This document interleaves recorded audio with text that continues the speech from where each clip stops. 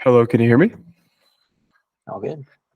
What's going on, everyone? Today is January 10th, 2024. It is Wednesday. I hope you guys are doing well inside and outside of the markets. It is your midweek review. Going to touch up on some things. We really have not had a whole lot of news to begin the week. We do have CPI tomorrow releasing at 8:30 and a little tiny bond auction 30-year news event releasing at 1. And on Friday, we have PPI releasing at 8:30. So please make sure that you are not in the market at the 8:30 CPI release tomorrow. Other than that, the week is open for trading. If you have not traded yet, or if you have traded yet, good things to study on the horizon. Other than that, with regards to news, it is the 10th. We still got a lot of month left in January. No really crazy announcements for me. Scheduled call for Sunday is still on. Other than that, I have not done my training exercise this week. I'm going to be hunting for it tomorrow, post CPI. Hopefully I can find something. I know Henry's already done his this week, but other than that, before I get into the charts, Henry, do you have anything? That's it from me. Alrighty. Yeah. Easy See how the rest of the peasy. week goes. Easy peasy lemon squeezy. Dollar has done absolutely really nothing this week so far. I think a lot of it has just been accumulation of orders, both buys and sells, waiting for that CPI release. It will not be as tight ranged as it has been all week. Leading up to 8:30, you will see movement. I like the idea that we could potentially come into the sell side liquidity at 10 in and around 103 flat.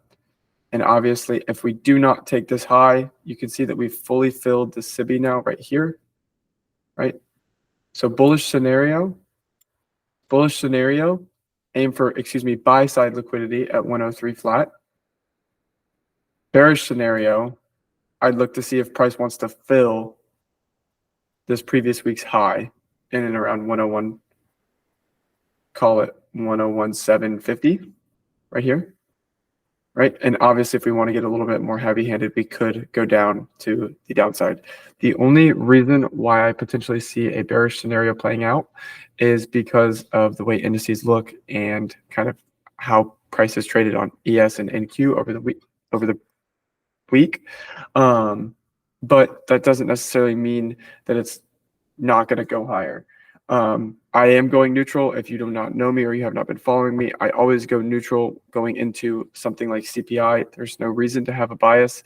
It could instantly redeliver higher or lower. It does not matter. It's something that you look at after the fact, study after the fact, whether it's 5 minutes, 10 minutes, whatever, let price deliver what it needs to deliver, then kind of get an idea. So obviously, neutral standpoint, sell side would be a full fill here. And if it wants to get really heavy to the downside, that would be your next sell side target, which would be 101.600, give or take, or 100.600, excuse me. And then obviously you have 101.600 in and around there. Buy side, I would really only be aiming for this for right now. Completely neutral on it. But with regards to a weekly standpoint, that's really it. We have not really done anything or created a whole lot. You can see that we've kind of been creating this BISI in here. On a daily, same thing here, right? We talked about potentially holding this low with the idea that we could hold this low and potentially target this high. You can see we've been using this SIBI as inversion, and it's been doing so very nicely. We have not gotten closure inside of it. And we have not even been able to have a willingness to reach down into the consequent encroachment. So I'm curious to see if we want to. You can see it's just been hanging out in the middle of the range, very choppy price action. It has not really done anything for me to gain any more insight as to what it could potentially do. So I'm curious to see how CPI delivers. Other than that, there's really not a whole lot that I can really gain from this, right? My forward thought going into tomorrow is looking to see if we want to continue to hold this SIBI as an inversion and deliver higher into here. And if that's not the case, right, I would look to see if potentially we take the consequent encroachment of that wick. Oops, wrong thing. right? If that's not the case, I could see price potentially doing something like that, right? So my two scenarios remaining neutral would be those right there. It's really all I can see. That's all I can gather with regards to what price has given me. Hasn't given me a whole lot on dollar this week. Really gonna have to just wait until post CPI. Other than that, nothing has changed. Gonna have to wait to see what CPI does. Other than that, I'll leave it to Henry and the indices.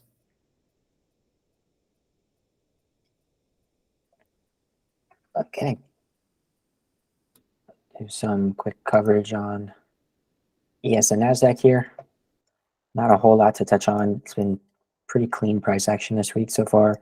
You can see starting on a weekly chart, ES came back into this old high, our overlapping PD arrays. So you got the old high and the weekly BISI right here. The separation between this candle's high and this candle's low, coming down really nicely just past the consequent encroachment, which is the midpoint of this BISI. And then you can see we're working off of there back toward a previous weekly high, which is up here. So just looking at the weekly chart, you can see we're cutting through all of these, what were previously discount arrays, and then looking to see if they were to serve as inversion, as premium arrays on the way back up. You can see the price is closing nicely through them, which you can see on the daily chart. And so that just tilts the hand toward we're going to continue up toward buy side most likely. So now all I'm really interested in is above this high right there, buy side liquidity. Come down to a daily chart.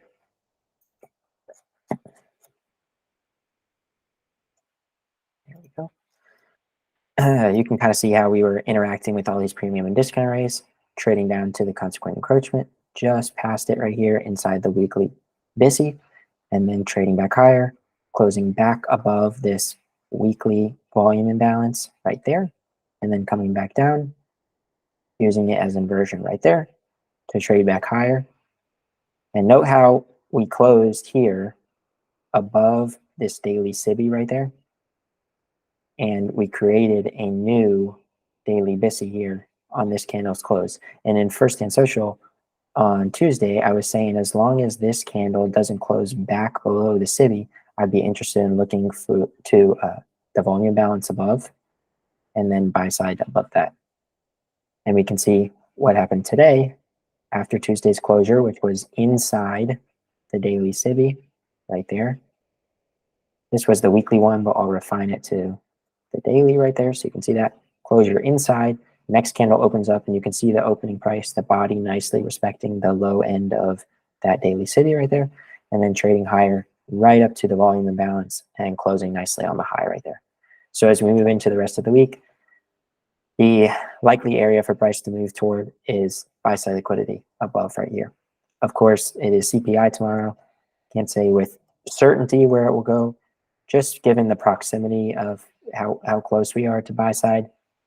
I would think likely buy side could be moved to on the news, but we do have inefficiency below now, being right here. And then if price digs back deeper, this BISI down here. So if this is to be left for now, those are areas to look back toward. You don't want to be a participant going into the news release, so wait until after CPI, and then you can see how it develops. If buy side liquidity still remains up here, this is a potential area that price can move toward afterward. And if this is purged on the news release, then you'll have to wait for some more information, see if price is likely to continue trending for the day or if we get a retracement back into the range. That's it for ES. NASDAQ, same idea really. Came back into the overlapping P arrays, the old high and the weekly BISI here. Dug a bit deeper than ES did, actually coming down to do an immediate rebalance on the monthly chart, which ES has yet to do. And then working back higher, back up through this higher weekly BISI right there. On the daily chart, you can see how these volume imbalances were used, trading nicely down here to the overlapping PD arrays, and note how the bodies are nicely respecting that volume imbalance there. Trading back higher, closing above this volume imbalance. That's already indicating signs of bullishness. So when we trade up into the SIBI right here, I'm not immediately looking at this and thinking this is a 2022 model short. like here, trading down, market structure shift, and then return back to SIBI, because this is coming from a higher time frame inefficiency, and it's already trading through premium arrays. So I don't immediately want to look at this as a short opportunity. Instead, I look for what new discount arrays have been created beneath it. And so if you go into a 4-hour chart, you can find a 4-hour BISI in here used to move price higher and then back up into these premium arrays. And now you can see we closed in today's action back above the previous weekly BISI. And so now above, we have the daily volume imbalance right here. This SIBI remaining here, separation between this candle's low and this candle's high. And then, of course, buy side above here. So I'll continue to be interested in prices trading higher unless for some reason price was to come back below the weekly BISI. Until that is to occur, then just looking up toward buy side up here. That's it for me. Any last thoughts here, Carson? No, I'm good there. Yeah, that's why I'm very curious to see what dollar does, because to me, dollar could go both ways. So it's indices to me look like they're very clearly going to go higher. The only thing I would note too is that if and when price does take those highs on indices, look to see where and what dollar is doing. If dollar's going lower, great. I think we could go higher on indices. If dollar's going higher with the indices, that's where I would potentially look for potential like SMT things and stuff like that to see what could potentially happen after we take the highs. That's why dollar is so key, is it's going to give you the idea of what's going to be, what does a trending market look like. So if and when ES and NQ take the highs, I would just recommend keeping an eye on dollar to see what exactly it is doing also, because they do not always go opposite. And when they are going together, one of them is going to crack correlation. And when that does crack, then you can start to get an idea on the order flow and sentiment. Other than that, really, that's about it. Nothing too crazy. Just kind of getting into the swing of things. I'm 3 days into my 75 hard, so I'm tired and I'm sore, but I'm excited to keep on going. I don't have to do it. I get to do it. So just going to keep on doing it. It is not the destination. It is, in fact, the journey. And that's with anything in life. So as long as you guys are not in a trade at 8:30 tomorrow, I'm good. I'm going to be looking for trades post CPI. Other than that, that's it. I'm all good to go. Sweet. Stay safe the rest of the week, everyone. Get in your training exercises if you've had an opportunity to do them. If you don't find an opportunity, don't press it. It's fine. And we will see you on Sunday. See ya. Take care, everyone.